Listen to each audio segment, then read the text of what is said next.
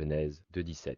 Mais tu ne mangeras pas le fruit de l'arbre de la connaissance du bien et du mal, car le jour où tu en mangeras, tu mourras, c'est certain. Parce qu'Adam et Ève n'ont pas pris au sérieux la parole de Dieu, qu'ils mourraient s'ils mangeaient du fruit de l'arbre de la connaissance bien et du mal, ils ont finalement succombé à la tentation du serpent.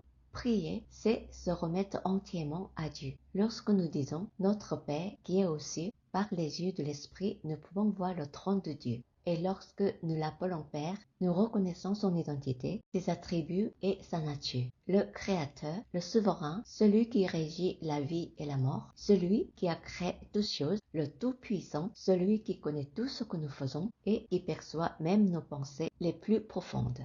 Matthieu 6, 9 à 10. Voici donc comment vous devez prier. Notre Père céleste, que la sainteté de ton nom soit respectée, que ton règne vienne, que ta volonté soit faite sur la terre comme au ciel. Que signifie que la volonté de Dieu soit accomplie au ciel? 1 Pierre 1,20. Prédestiné avant la création du monde, il a été révélé dans les derniers temps à cause de vous. Donc avant que le monde ne soit établi. Cela signifie que, avant même la création du monde, la Sainte Trinité avait déjà établi le plan du salut. Jésus devait venir sur cette terre en prenant un corps humain avec le nom Jésus, qui signifie celui qui sauvera son peuple de ses péchés. Il porterait tous les péchés de l'humanité, endurerait de grandes souffrances et des épreuves, mourrait sur la croix, ressusciterait, puis retournerait auprès de Dieu.